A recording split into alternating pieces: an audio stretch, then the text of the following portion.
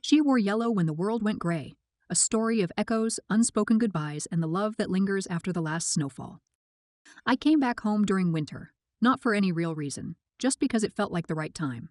The city had become too loud and too busy, and I needed something quiet. The kind of quiet you only find in places you once wanted to leave behind. The town was mostly the same. A few new shops, some old ones gone. But the air still smelled of coal smoke and pine trees, and the river still moved the same way it did when we were younger. It curved softly around the edge of town, the banks dusted with frost, the current slow but steady.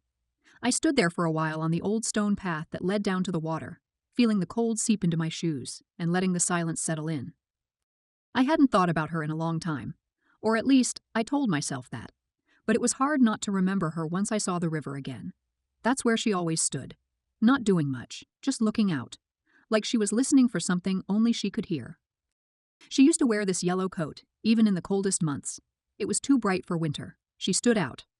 I remember thinking she must feel the cold more than most, but she never looked uncomfortable, just still, like she belonged to the landscape and yet stood apart from it. When I saw her again, she was in the same place, same coat. Years had passed, but it didn't feel like it. She hadn't changed much. Her hair was a bit shorter. Her face is a little sharper, but it was still her. The way she tilted her head, the way her shoulders sloped slightly forward, like she was carrying something invisible. She didn't look surprised to see me, or maybe she didn't recognize me. We didn't speak. I stayed on my side of the river, she stayed on hers. We looked at the same water flowing like it always had. Back when we were teenagers, I thought I understood everything. I thought leaving was the only way forward. I packed my bags the moment I could. I didn't say goodbye to many people. Not even her. She stayed. I thought she would leave too, but she didn't. She stayed in the same house on the edge of town, the one with the sloped roof and broken fence. People said she worked at the flower shop, that she took care of her mother. Then later, she lived alone. No one talked much about her, just bits and pieces. She became one of those people who everyone knows, but no one really asks about. She was always seen walking, always alone, always in that same coat, her footsteps quiet on the sidewalks that cracked with age. There were rumors that she had been pregnant once, that something went wrong, that she never quite recovered.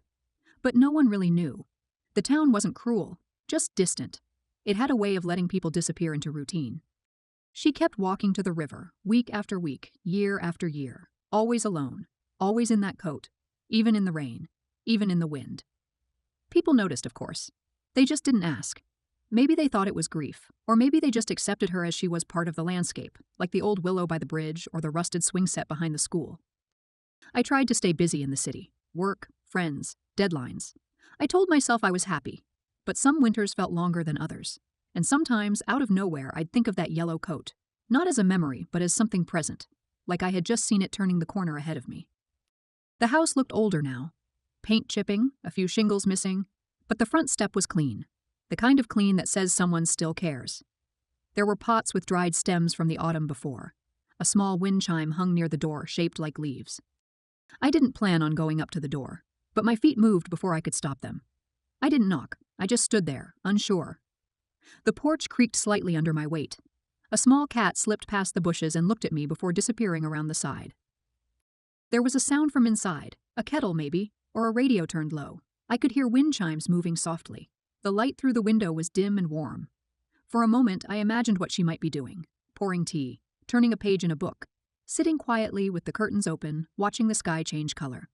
I left before she saw me.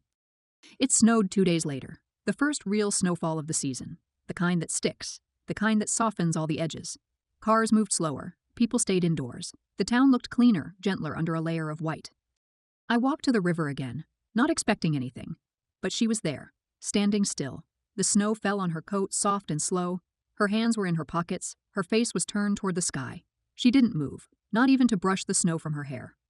She looked peaceful, like someone used to waiting, like the cold didn't bother her anymore, like she wasn't really expecting anything, but was still open to the chance that something might come. We stood there for a while, not close, not far, just sharing the same moment. The snow kept falling, the water kept moving, the town was quiet, and the only sound was the faint crunch of ice shifting along the river's edge. I think she knew I was there, but she didn't turn around. I left a few days later. The train ride out of town was slow, the landscape slipping past in quiet layers of white and gray. In my reflection on the window, I could still see her, standing by the river, unmoving, unchanging. Back in the city, the noise returned quickly. Emails, phone calls, meetings, and familiar distractions pushed the past into the corners of my mind. But even surrounded by people and movement, I couldn't shake the stillness I had left behind. Her stillness. The days passed, but she remained. I would wake thinking I had seen her on the subway, in the crowd, across the street, a flash of yellow, and then nothing. I didn't reach out, I didn't write. I told myself it was better that way. Then one day the news arrived. Not through a call or a letter, but in a headline on a local paper I spotted on a cafe counter. I wasn't looking for it, but it found me. Woman found near river in suspected suicide. The article was brief, no name at first, just details. A yellow coat, late evening, the edge of the embankment where the willow tree stood. Her body was recovered after 2 days of searching. No note, no witnesses. The town mourned her quietly, the way they always did. I felt the cold all over again, sharper than it had been by the river. The kind that doesn't just settle on the skin, but works its way into your bones. I returned to the town before I could talk myself out of it. I walked to the place where it happened. The snow is gone now. The river moved freely again, but the willow remained, its branches heavier somehow. The ground was still soft from the thaw, and small markers of her were left behind a candle, a few faded flowers, and the outline of footprints leading to the edge. I spoke to the woman at the flower shop. She remembered me. Her eyes were tired. She said that no one really knew what had happened, that she had seemed fine the day before, that she had come in to buy white chrysanthemums, that she had smiled. The funeral was small, smaller than I expected. A few neighbors, a man from the shop. I stayed until the very end, until everyone else had left, until the last bit of earth was settled over her. The headstone was simple, just her name and the years. I walked back to her house afterward. It had been sealed. A notice was pinned to the door. Through the window, I could see her teacup still on the table. A jacket was draped over the back of a chair. A book is open on the floor. Her absence was loud. It rang in my ears like wind through bare branches. I found myself retracing her steps, visiting the places she used to go, the bakery, the bookstore, the park near the school. Each space had its own silence, but none was louder than the river.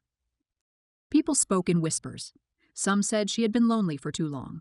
Others believed she had never truly recovered from something that no one knew.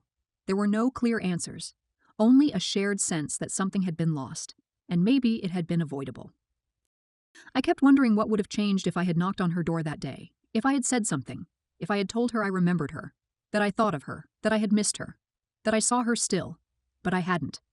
And now, I never could. I stayed in town for several more days. I didn't know what I was waiting for. Maybe a sign, maybe a dream, maybe just time to catch up to the weight of it all. One morning, I walked to the river with something in my pocket, a small photo of us taken when we were 16. We were sitting on the riverbank, knees pulled to our chests, our expressions unreadable. I left it there beneath the willow. When I returned to the city, I didn't try to forget. I let her stay with me, in the yellow light of winter mornings, in the quiet of early evenings, in the pauses between words. Some people stay in the world long after they're gone, not through legacy or story, but through the absence they leave behind. And she did. She left in silence. But now, every time the wind moves through bare trees, it feels like she's still speaking.